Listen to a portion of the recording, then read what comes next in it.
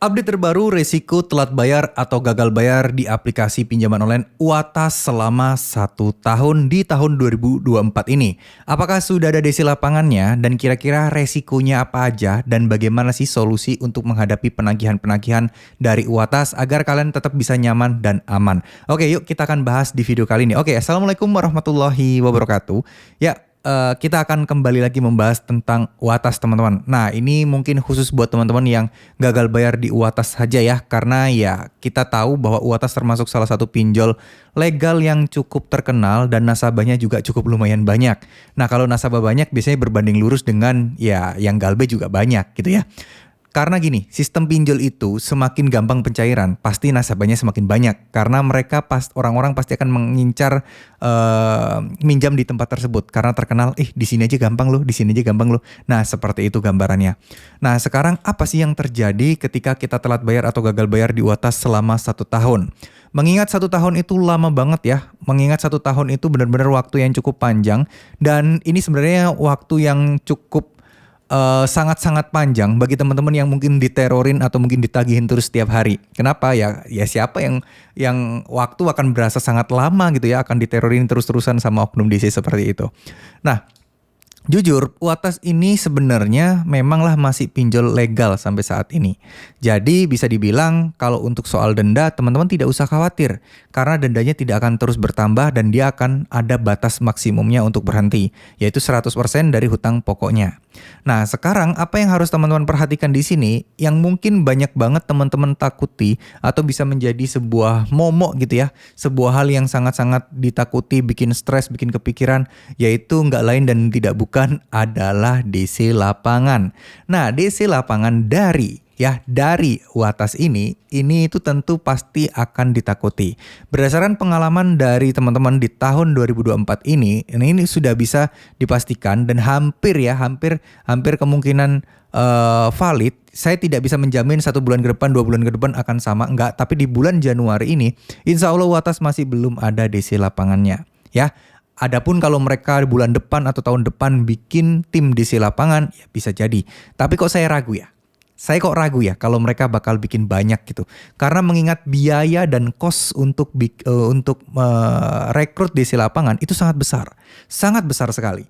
Jadi ya kalau cash flow mereka masih belum terlalu sehat, backingan mereka masih belum terlalu kuat untuk pendanaannya, saya rasa mereka juga masih akan belum ada DC lapangan.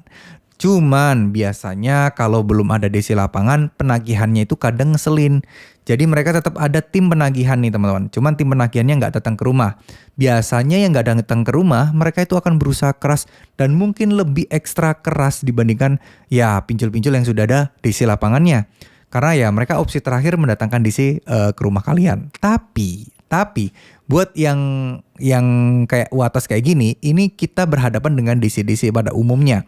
Tapi ada oknum DC juga yang ngeselin kadang, yang mungkin menagih ke media sosial, menagih ke kontak darurat dan lain sebagainya. Nah, disinilah peran kita untuk bisa terus waspada dan terus hati-hati.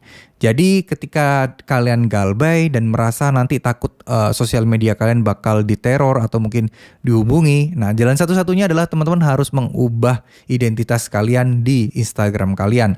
Maksudnya itu bukan mengubah KTP dan lain sebagainya ya, bukan mengubah email enggak. Tapi mungkin lebih pada mengubah username dan namanya aja dulu. Atau setengahnya kalian private dulu dan gak usah nerima undangan dari orang lain. Atau mungkin kalau orang lain nge-follow request, jangan di-approve dulu. Begitu juga di Facebook juga sama. Kenapa? Karena gini, terkadang oknum di situ juga menyamar sebagai orang lain. Mereka punya second account gitu ya, untuk bisa berteman, untuk bisa masuk dan ngecekin follower kalian dan gangguin kalian dari sana. Bisa jadi seperti itu. Kalau misalnya di private, itu kan kalian harus ngecekin kan, ini orang siapa. Kalau memang nggak kenal nggak usah. Tapi kalau misalnya kalian nggak nge-private, nah orang lain DC pun juga bakal bisa dengan mudah mendapatkan informasi dari kalian. Jadi itu wajar kalau kalian akan mendapatkan penagihan-penagihan seperti itu. Nah ya, di luar dari semua itu, saya yakinkan kepada kalian ini adalah urusannya perdata.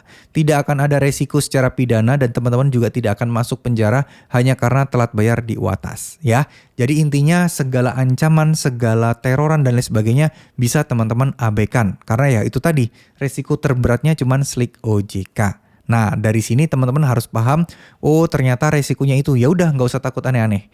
Tapi saat perjalanannya, kalian pasti akan menemukan kayak peringatan, somasi, ancaman dan lain sebagainya. Ancaman ini bukan ancaman yang fisik ya tentunya, tapi lebih kepada ancaman untuk dilaporkan ke polisi, ancaman untuk disita barangnya dan lain sebagainya. Ya, itulah yang kerap terjadi dan saya rasa teman-teman tidak perlu takut ya. Dan UATAS itu kalaupun ada DC penagihannya pun nggak semua juga ngerselin, nggak semua juga resek.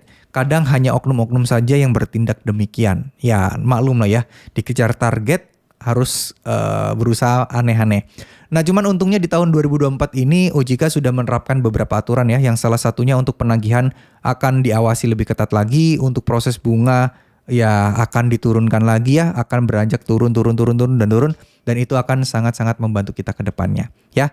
Jadi buat yang gagal bayar tenang aja, insya Allah nggak akan ada DC lapangan yang akan datang ke rumah kalian saat ini ya. Semoga kedepannya juga nggak ada, jadi kalian bisa fokus untuk bekerja, fokus untuk mencari penghasilan tambahan agar utang-utang kalian bisa terbereskan. Dan apakah bisa lunas sendiri utang kita tanpa bayar?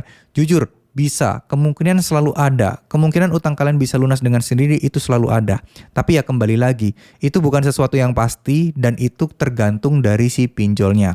Kebijakan saat ini mungkin ada untuk pembebasan hutang, pelunasan dengan catatan utangnya udah lama, udah bertahun-tahun, tapi kan kita tidak bisa menjamin next ke depannya bakal terus ada kayak gitu atau tidak, ya.